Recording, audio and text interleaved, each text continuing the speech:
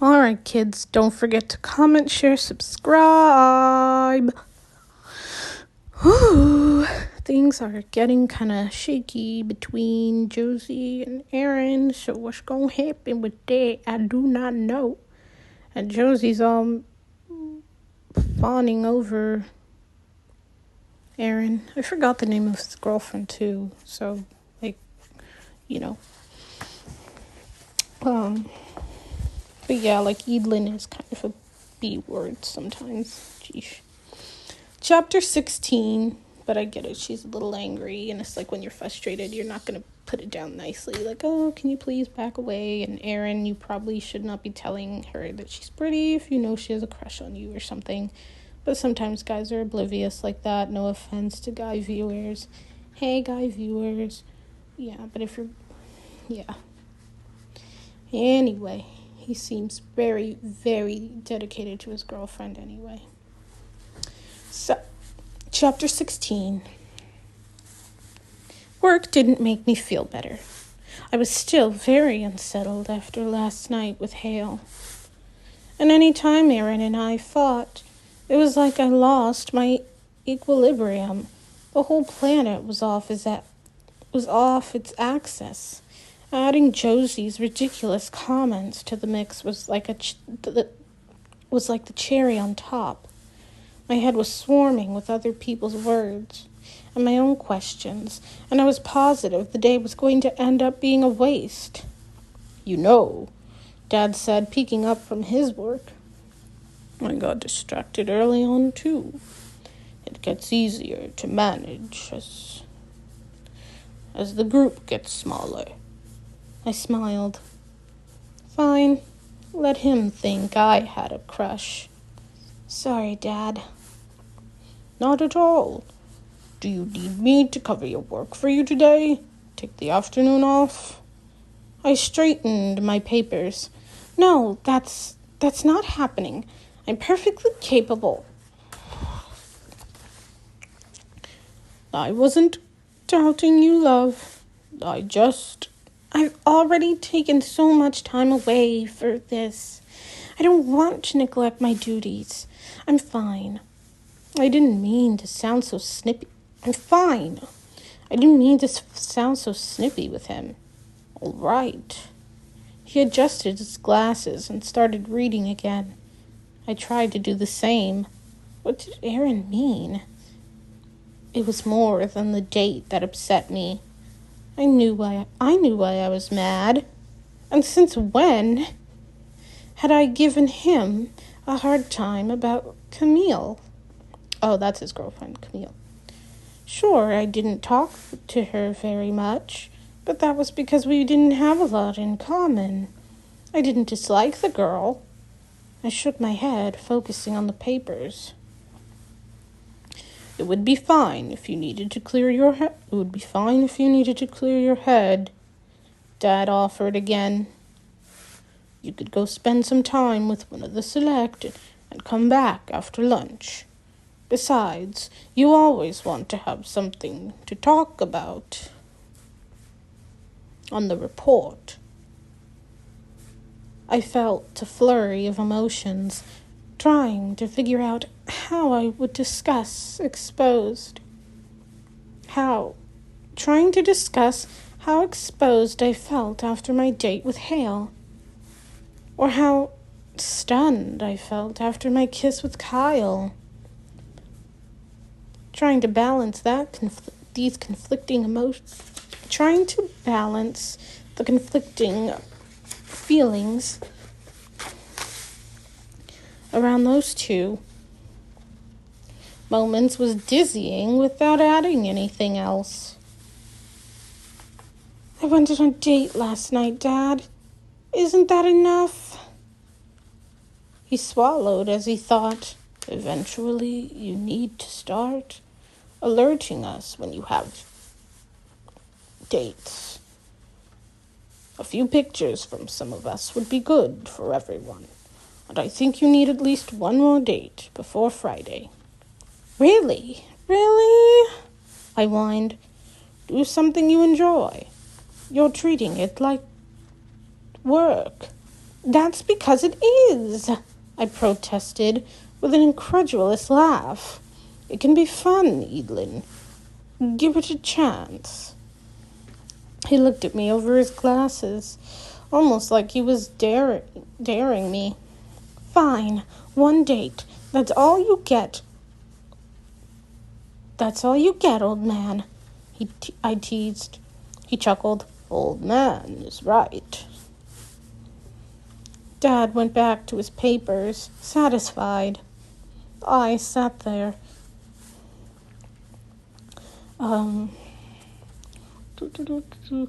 peeking furtively at him from my desk. He stretched often, rubbing the back of his neck. And even though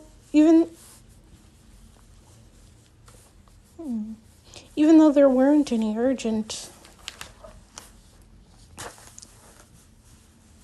tasks today, he ran his hands through his hair as if he was troubled.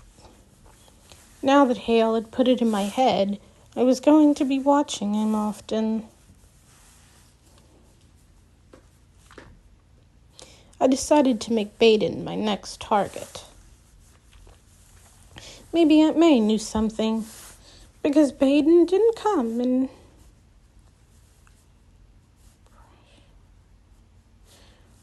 Maybe Aunt May knew something because Baden didn't come in brashly or conversely, like he was trying to hide. When someone else stole a moment that should have been solely his at the tea party, he didn't make a fuss. And when I approached him for time alone, he turned the focus back to me. You play the piano, right? Baden asked, when I invited him on a date. I do. Not as well as my mother, but I'm pretty proficient. I play the guitar. Maybe we could make some music. It wasn't anything I would have thought of. Perhaps music would mean less talking, though, and I was all up for that. Sure. I'll secure the women's room for us. Am I even allowed in there?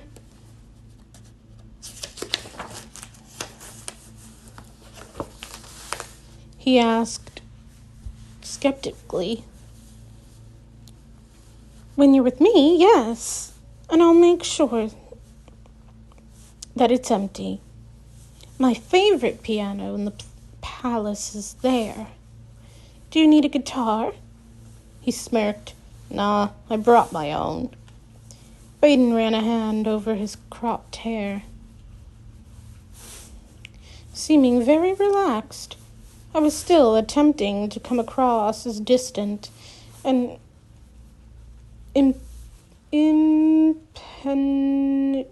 impenetrable, but could tell there were a handful of guys who weren't bothered by my attitude at all, and Baden was one of them.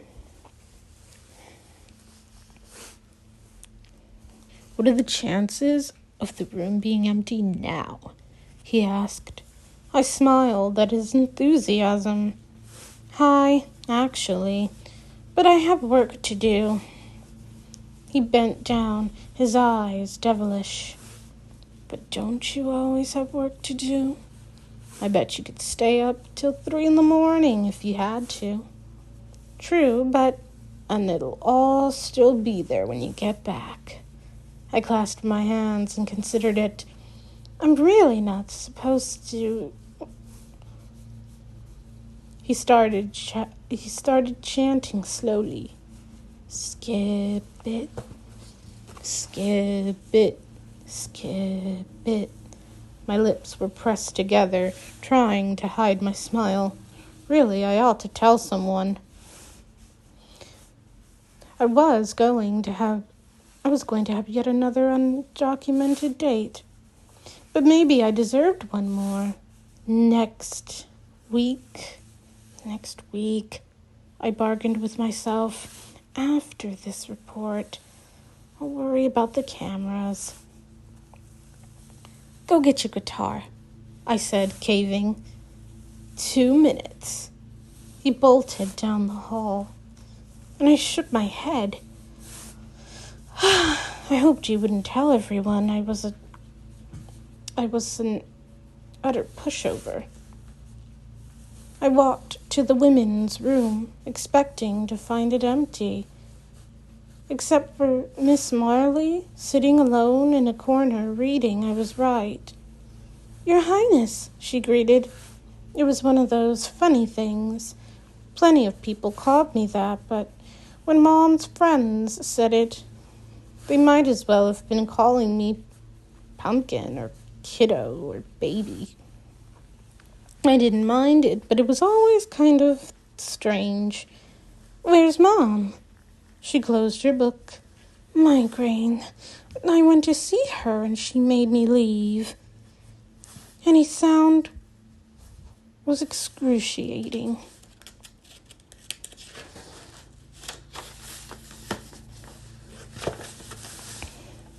Oh, I was supposed to be having a date right now, but maybe I should go check on her. No, she insisted. She needed rest, and both your parents would be pleased for you to be having a date. For you to have a date. I considered, if she was really feeling that bad, maybe it would be better to wait. All right. Well, today would be okay if I used a room. Well, would it be okay if I used this room? Baden and I are going to make music. I squinted. I mean that literally, by the way. She giggled and stood. That's no problem at all. Is it weird for you? I asked suddenly. That Kyle is a part of this. That you know that I'm about to go on a date with someone who isn't him? Is it, okay? It was quite a shock to see you two on the front page of every paper, she said, shaking her head like she couldn't fathom it had happened. Then she came close as if we were trying to keep a secret. But you forget your parents aren't the only ones here who've been through a selection. I felt like a downright idiot.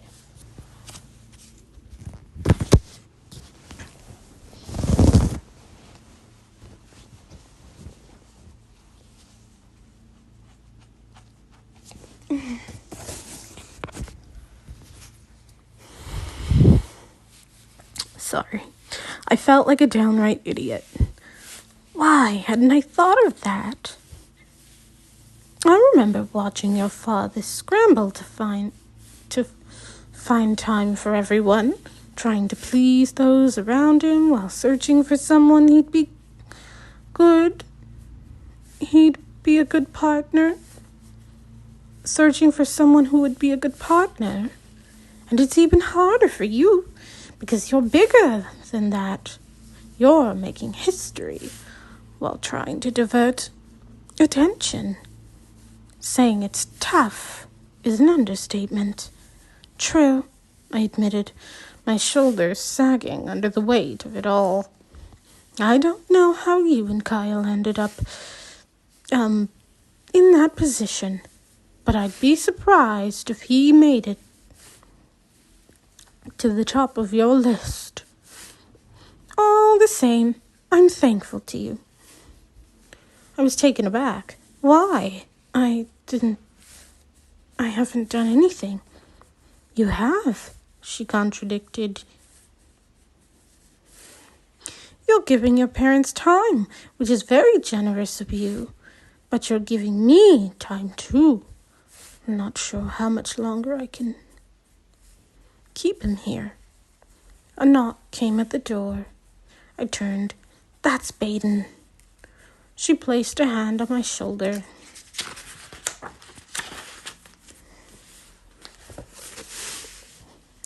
You stay put. I'll let him in. Oh. Baden exclaimed when Miss Marley opened the door for him. She chuckled. "Don't worry, I'm on my way out. She's waiting for you." Baden looked past her to find me, smiling the entire time. He looked so triumphant, so pleased to be alone together. "Is that it?" he asked, pointing just behind me. I spun, taking in the piano. Yes, the tone on this one is wonderful, and this room has great acoustics. He followed me, and I could hear his guitar case bump into his leg or a couch as he navigated through the maze of seats.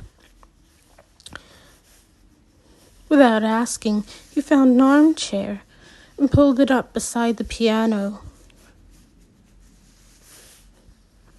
I trailed my fingers over the keys, doing a quick scale. Baden tuned his guitar, which was dark and worn. "How long have you been playing?" "As long as I can remember. I think Mom sat me down next to her as a toddler, and I just went along with whatever she did." People have always said your mother was a fantastic... Oh, no. Sorry, opposite way around. "How long have you been playing?" "As long as I can remember. I think my mom just sat me down as the opposite. People have always said your mother was a fantastic musician.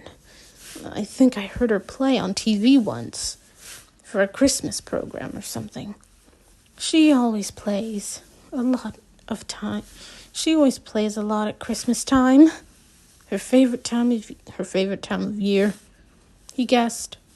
"In a way, sure, but in others, no. And she usually plays when she's worried or sad." How do you mean?" He tightened a string, finishing his preparations. "Oh, you know," I hedged. "Holidays can be stressful." I didn't feel like exposing Mom's memories, losing her father and sister during the same time of year, not to mention a horrific attack that nearly stole my father. I can't imagine being sad at Christmas time here. If she was poor, I could see why she'd be anxious. "Why?" He smiled to himself. "Because it's hard to watch all your friends getting piles of gifts when you don't get any." "Oh."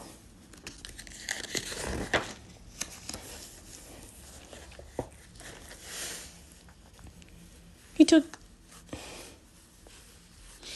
the stab at our social differences in stride, not getting mad or calling me a snob, which some might have done. I examined Baden, trying to learn more. The guitar was old, but it was hard to make a call about his financial status while he wore palace-issued clothes. I remember what Aunt May said about his last name. You're in college, right?" I asked. He nodded. "Well, it's on hold for now. Some of my professors were thrown off, but most of them are letting me send assignments back to finish the semester from here." "That's really impressive." He shrugged. "I know what I want, so I'm willing to do whatever it takes to get it." I gave him a curious smirk. "How does the selection fit into that?" "Wow. No holding back there." Again, no anger. He almost treated it as a joke. "It's a fair question, I think. I started playing one of the classics Mom taught me." Baden knew the song and joined in. I'd never considered how it would sound with strings. The music won, and we dropped the conversation, but we didn't stop communicating. He watched my eyes, and I studied his fingers. I never played with anyone before, other than Mom.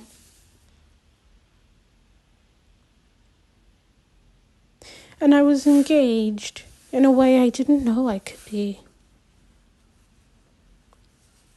We played no more than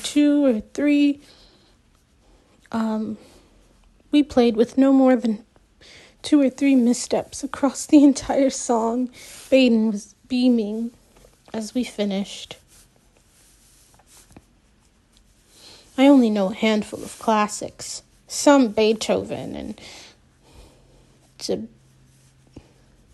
Debussy mostly.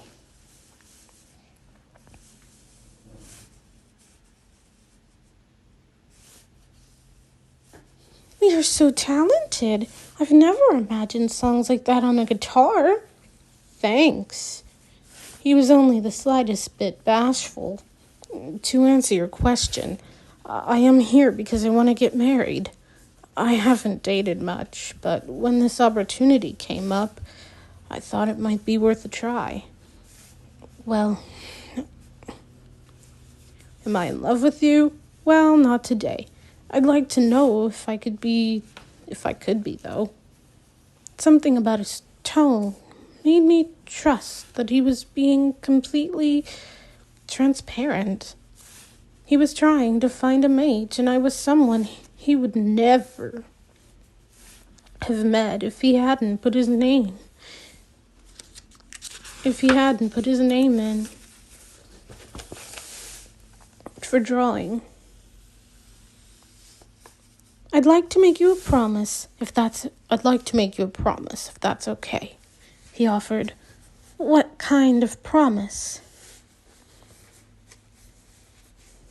He plucked at a few strings. A promise about us.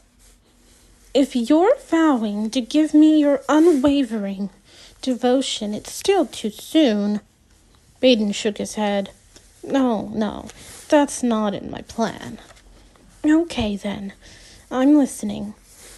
His fingers outlined a slightly familiar melody. Not a classic, but something I knew. I couldn't pinpoint it. If you find that I wasn't a reasonable choice for you,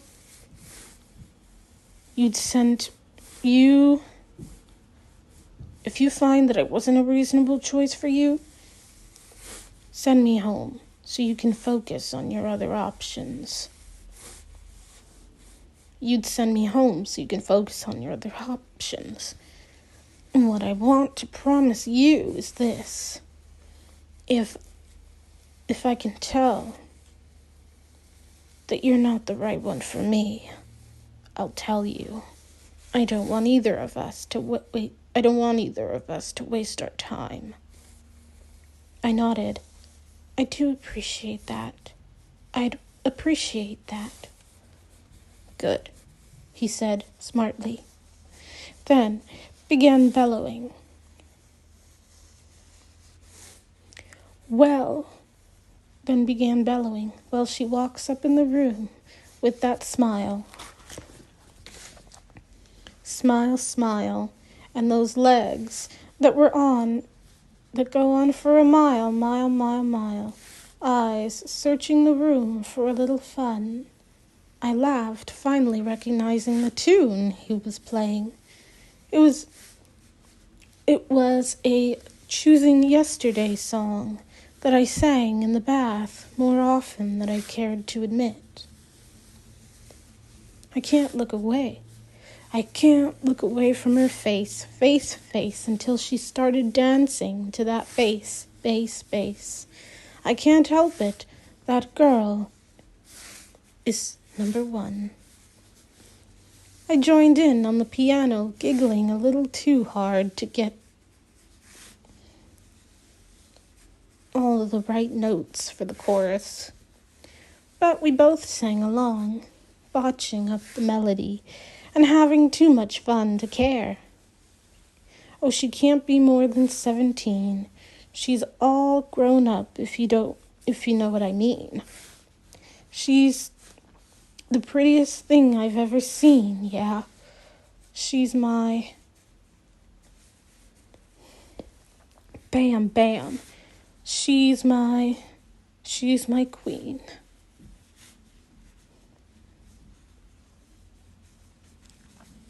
I kept up with Baden through most of the song, even though I really only had experience with classical music. Why are you bothering with college? You should be touring, I cheered.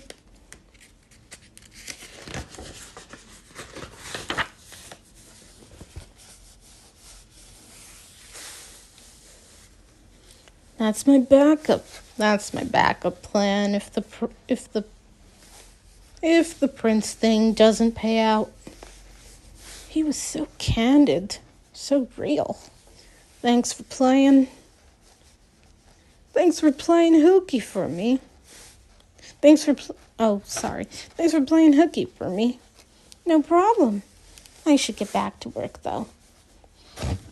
Excuse me. That was the shortest day in history, he complained. I shrugged. You would have many. You would have had many. You would have had more time if you waited until tonight. He huffed. Fine.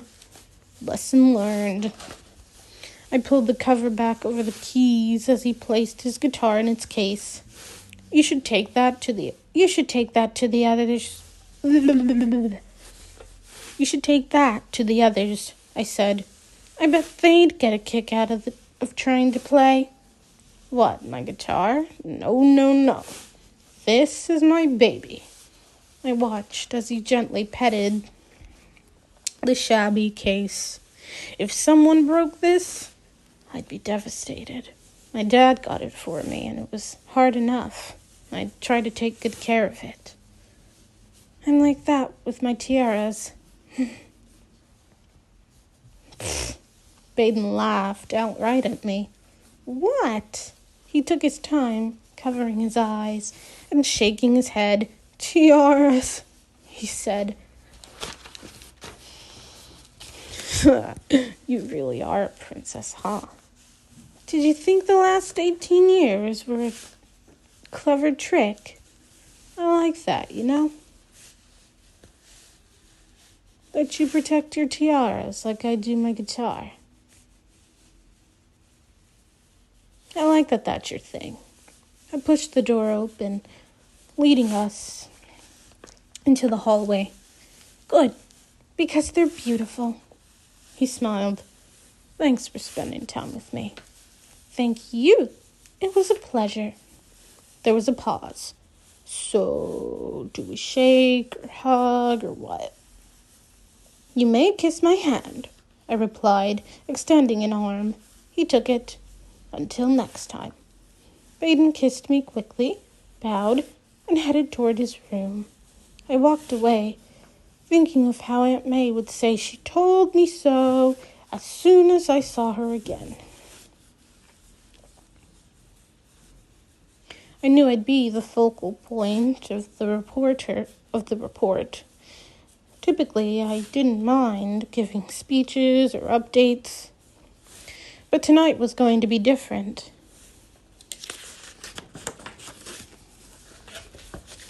One, this was going to be the first time I faced the public since the parade, and two, I knew they'd want to hear about Kyle. I wore red. I felt strong in red, and I pulled my hair up, hoping I'd come across as mature. Aunt May hovered in the background, winking at me, while Mom helped Dad with his tie. I heard one of the boys yelp, and turned to see Alex holding something sharp in his hand. He was rubbing his backside like he'd sat on it. I hunted, finding Austin in a corner, trying desperately not to laugh aloud. With all the company, the room felt crowded, adding to my discomfort, which was why I jumped when someone called my name, even though it was hardly above a whisper. I'm sorry, Your Highness, Eric said. No, I'm just a little on the edge. How can I help you? I hate to bother you, but I wasn't sure how to ask.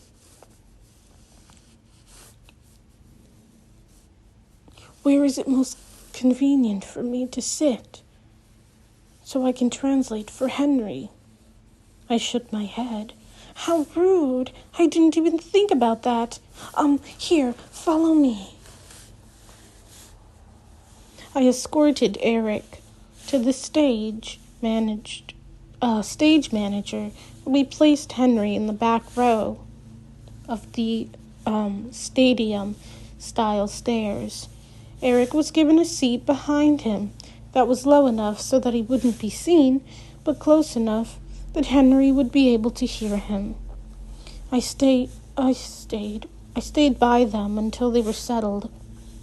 Henry gave a thumbs up, and Eric turned to thank me. I'll make sure to get the stage manager next time so I won't bother you. I apologize. It's fine, really. I want you to be comfortable, the both of you. Eric bowed his head and smiled shyly. You don't need to worry about my comfort, Your Highness. I'm no suitor. Eadlyn, where are you? Mom called. I turned from Eric, running around to the front. Here, Mom. She placed a hand on her heart, like it had been racing. I couldn't find you. I thought maybe you were packing out on us, she said. I thought maybe you were packing out on us, she said quietly as I approached. Jeez. Calm down, Mom, I replied, grabbing her arm. I'm not perfect, but I'm no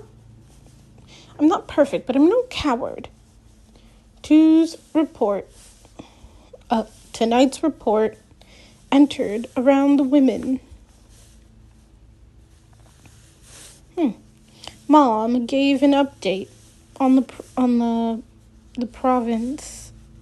province-run aid systems, encouraging others to follow the examples set by three northern provinces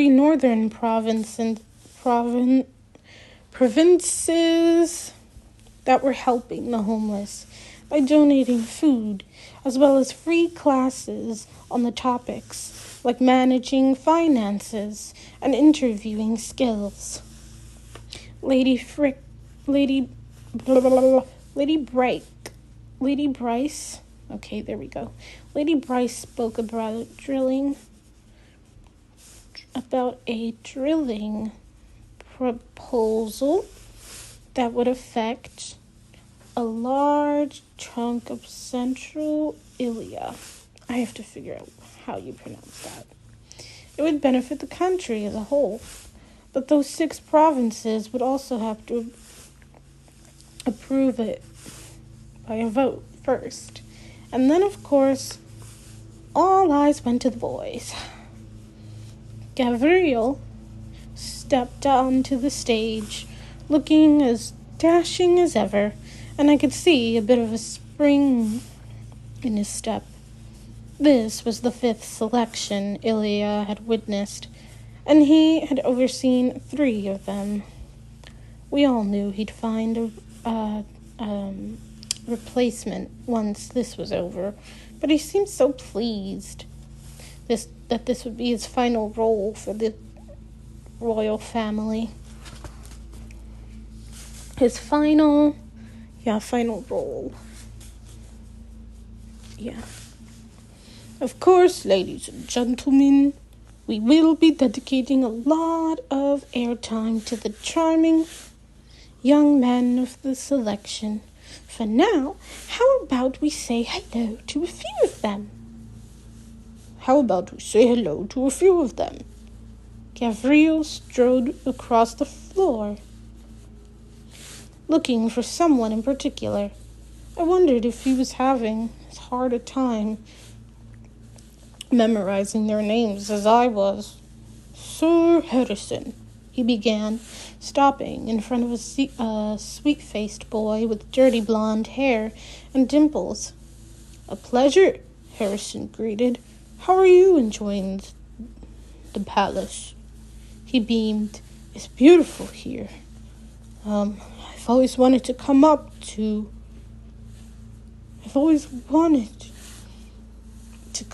Angelus, so that alone has been a real treat.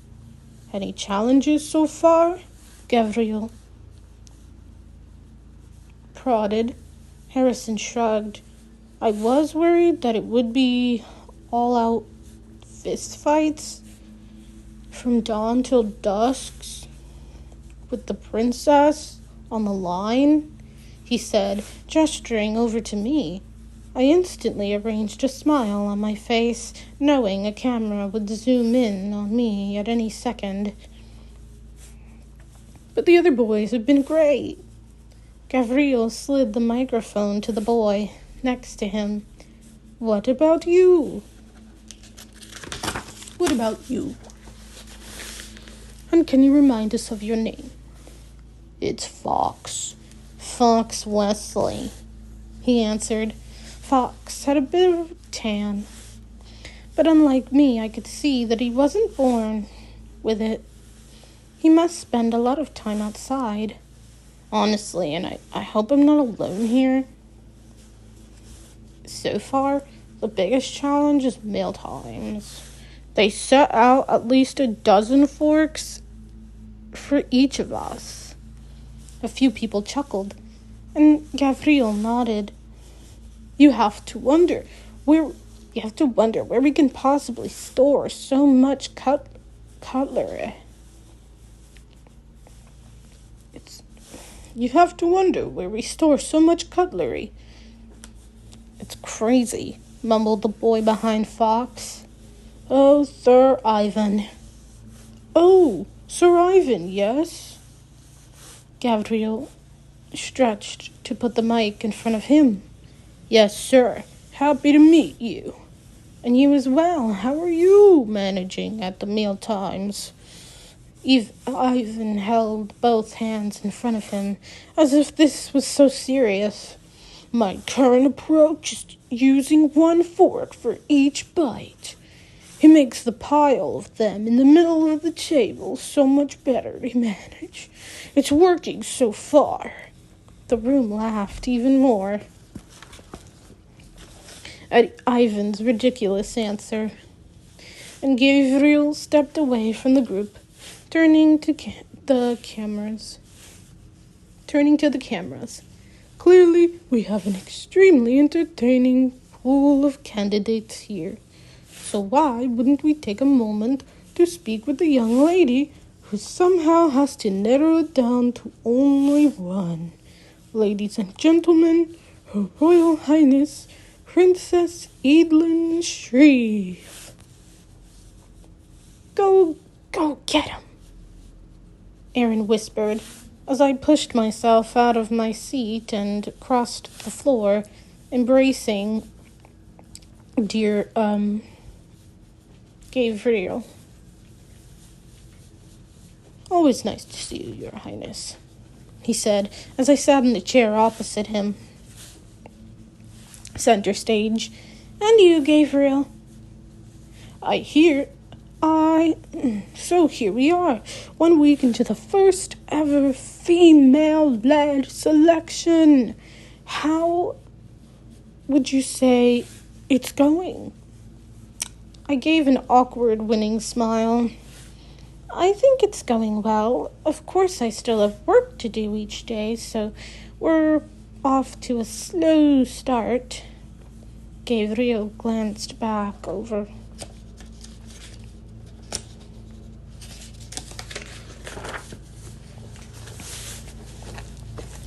his shoulder. Judging by the thinning crowd, I wouldn't say it's that slow. Batting batting my eyes, I giggled. Yes, about a third of the gentlemen invited to the palace have been eliminated. I have to trust my gut, and between our initial meetings and the information I've been given, I feel very confident about my choices. Gabriel inclined his head. It sounds like you're using more of your head than your heart at the moment. I fought the blush. I couldn't tell how well I'd done, but I refused to touch my face to check. Would you suggest that I fall in love with 35 young men with 35 young men at once? He raised his eyebrows. Well, when you put it that way. Exactly. I only have one heart, and I'm saving it. I heard sighs around the room, and I felt I'd gotten away with something. How many more lines could I dream up over the following months to keep everyone entertained and at bay? Then I realized I hadn't planned those words. I really felt them, and they escaped. Under pressure. It seems you may have let your heart lead the way at least once, he said, knowingly. I have a picture to prove it. I watched as a huge picture of me and Kyle was displayed, and the room erupted with hoots and claps. Could we get him down for a minute? Where's Sir Kyle? He hopped up from his place and sat on a chair next to me. Now this is a very unique position for me, Gabriel began, because I've known you both, and both of you, your entire lives. Kyle laughed. I was thinking about this the other day. My mom said I crawled on the set. My mom said I crawled on set as a baby, and you held me.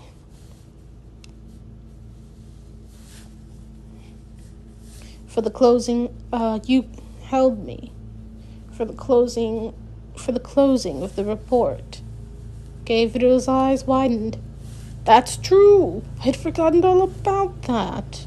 I looked at Kyle, giggling at this new story. That must have happened before I was born. So from the pictures, it looks like perhaps a childhood friendship is growing into something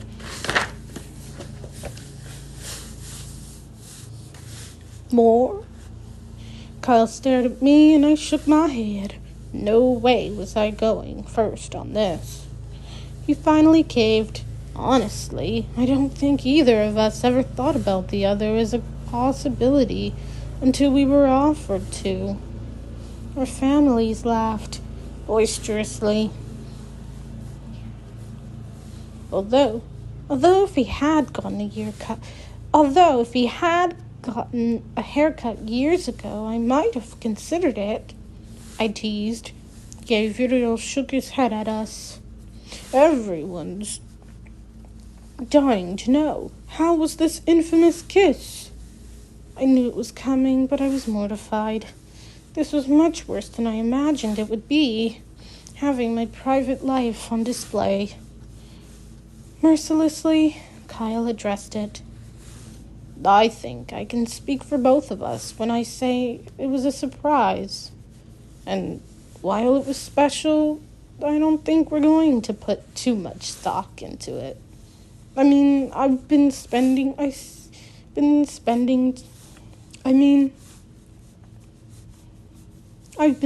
time with these other guys, and so many of them would make a wonderful prince. Really? No. Really? And would you agree with that, princess? Have you had a one-on-one spend time with anyone else this week? It felt like Gabriel's words were on a delay. I didn't hear them until I'd processed everything Kyle had just said. Did he mean that? Did he not feel anything at all? Or was he only saying that to maintain some level of privacy? I snapped back into the moment and nodded enthusiastically. Yes, a few. Gabriel eyed me, and they were very nice. I wasn't really in the mood for this in the first place, and Kyle had made me doubt sharing anything at all. Gabriel said, turning to the group of the selected. Maybe we'll get some more information out of the gentleman in question. Sir Kyle, you may head back to your seat. Now, who were the lucky men? Bade raised his hand, followed by Hale. Come on down, gentlemen. Gabriel started applauding, and the room joined in as Hale and Baden approached. And yet another chair was brought in. I considered myself pretty intelligent, but I could not think of a way to beg them to keep their mouths shut without actually using the words. Only then did I realize how easily Kyle managed to do just that. I suppose there was something to be said for knowing each other forever. Now, what's your name again, sir? Gabriel asked. Hale Gardner. He pressed down his tie, though it was already in place. Oh, yes, sir. So what can you tell me about your date with the princess? Hale gave me a shy smile, then turned back to Gabriel. Well, I can tell you that our princess is as smart and gracious as I always believed she was. And that we do have a few things in common. We're both the oldest children in our families, and it was fun to talk about my work as a tailor. Hello. Sorry. It's okay. Hi. Who is this hi to? Hi. With such a well-dressed young lady. I mean, she looks like $1,000,000. I ducked my head, trying to take the compliment playfully while staying on my toes. But beyond that, I hope you forgive me if I keep most of the details to myself. Hale added. Gabriel made a face. You're not going to tell us anything? Well, dating and falling in love are typically private things. It's kind of weird to talk about it on stage.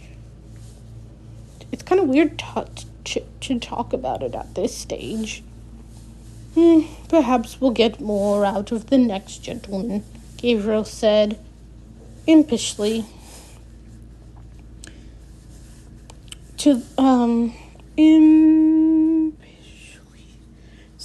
What is impishly?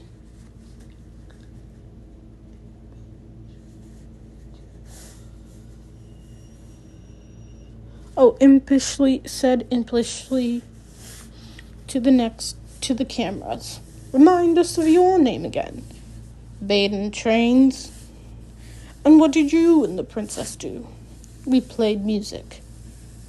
Princess Evelyn is as talented as her mother.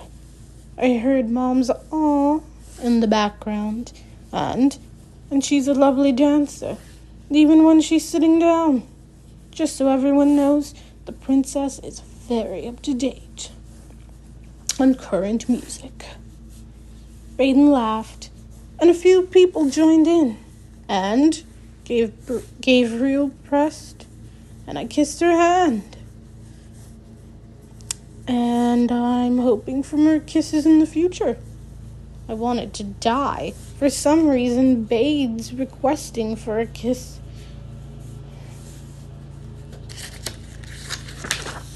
was much more embarrassing than talking about the one that had already happened with Kyle.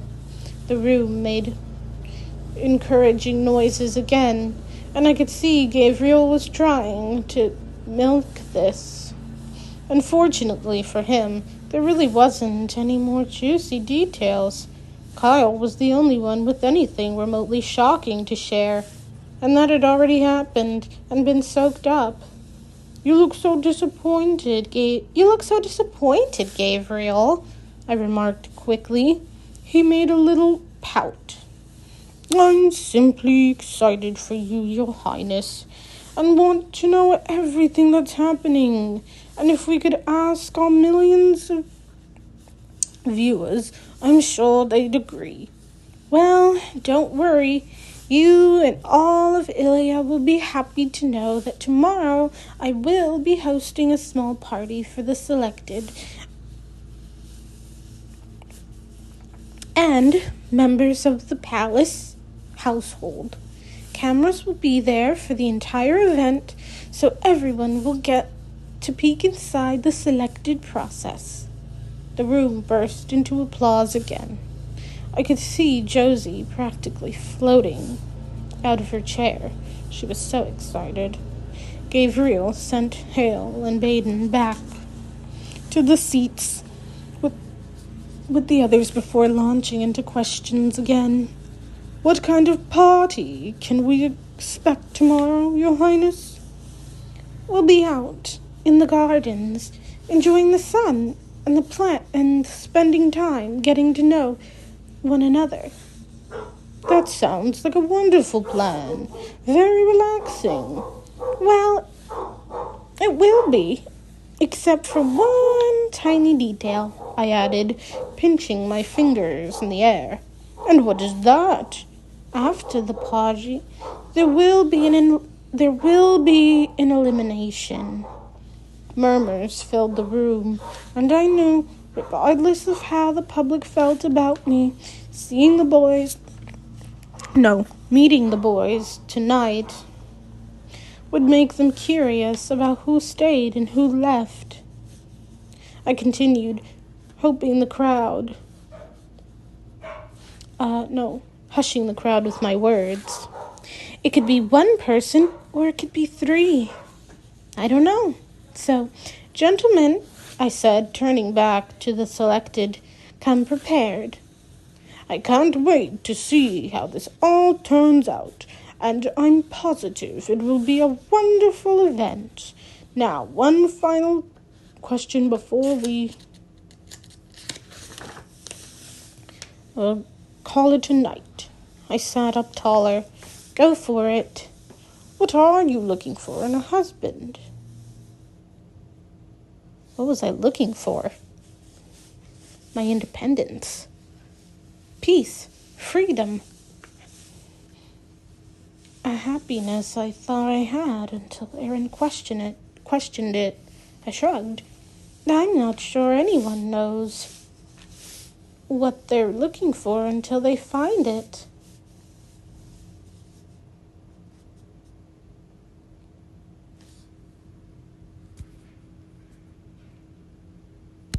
Speech on.